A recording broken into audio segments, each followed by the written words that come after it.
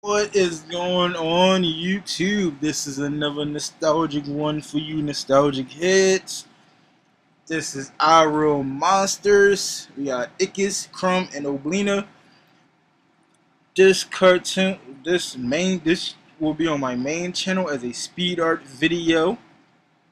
This is the full length video right here. It really took me 15 minutes to draw, so I speeded up a little bit to like 10 something. So color block this one too. I do my black background ahead of time. I choose and pick and choose which ones to do ahead of time. But this one was a quick drawing for me, man, because it was just like Ickis was just one color. Oblina was like super easy. Crumb was super easy. It was just you just erase your hard sketch lines. And like I told you on my Angry Beaver sketch, you go in with your base color, get your base color in there nice and saturated, and go back in there with your second skin tone or second color that you're using to highlight it and shade in some areas. And basically give it that 3D look. And then my finishing touches that add white highlights. I use a big whiteout pen for right now. I don't use a gel pen. I might start using a gel pen soon. But big whiteout pen been working good for me lately. Like I was saying in my the speed art version of this video, you'll see this before you see the speed art version because my other channel I schedule my videos to drop on certain days. Like every Friday is my Nostalgic Friday on the channel, main channel. Mondays is my mashup Mondays where I take a couple cartoons or a couple animes and mix them together or video games. And like Tuesday through Thursday is like anything, but mostly it's probably gonna be Pokemon because I get a lot of Pokemon requests. And Saturdays and Sundays you might catch a review. If I feel like doing a review, like on a Pokemon cartoon or like or something that somebody asks me to review, like a Pokemon movie or something. But other than that, this was the original Monsters Inc. for me. This was the original Monsters University for me. This was in the 90s, man. This is basically the foundation of Monsters Inc. If you don't believe me, if you grew up with this cartoon, you know what I'm talking about. If you don't believe me, if you're younger than if you were born in the late 90s, go watch this cartoon. You'll see what I'm talking about. Because these kids all went to school to learn how to scare people, and that's basically what Monsters Inc. and Monsters University was. They learned how to scare people. Their jobs were to scare kids and whatever. These three were the trio. They basically was like you couldn't see one without the other. Yes, sometimes Ickis would get lost or Crumb would get lost. I never seen Oblina get lost pretty much, but as a child, you was watching this and you was going to school at the same time this cartoon was going out. It basically was like it fits into your lifestyle because they would get yelled at if they didn't do their scared homework or didn't do a certain thing or they weren't paying attention. You would get in trouble. Like in school, you would get in trouble for doing that, or you're not paying attention, or you talking too much. This cartoon was hilarious. Half of the time they didn't want to scare people. Sometimes they felt sorry for scaring some of the people they scared. I mean, it was just like the intro and stuff that made it look scary, and it came on like late. I think late at night on Nick, or not too late, but like after 9 o'clock range. You know, sometimes like when you was a kid, you had a curfew. Your curfew was like 8:30. You had to turn the TV off by 9.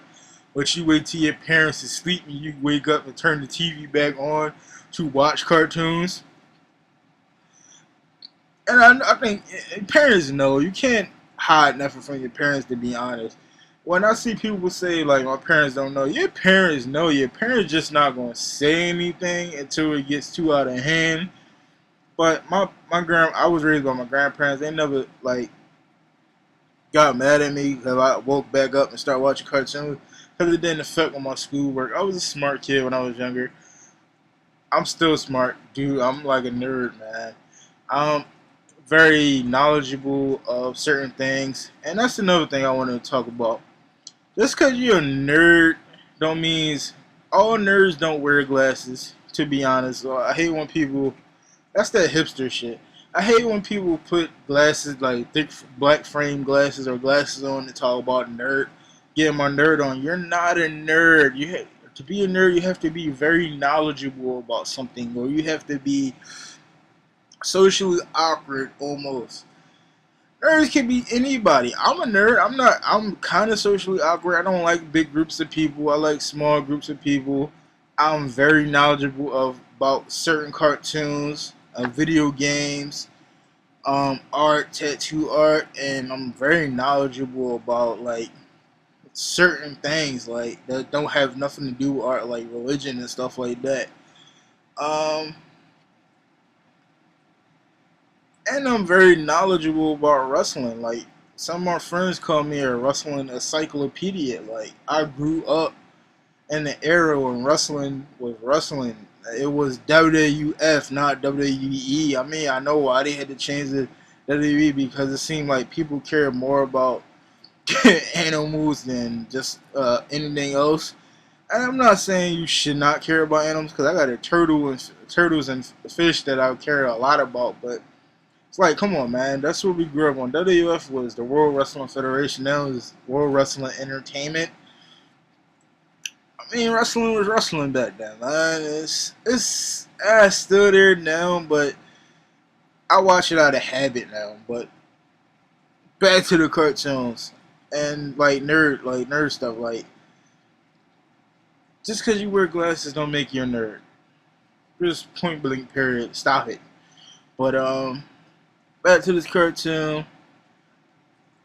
It was just like I picked Ickis, Oblina, and Crumb because they were the main characters of the cartoon. There was other characters though in the cartoon that was funny and had their little moments. You know how you got the comic relief on some episodes.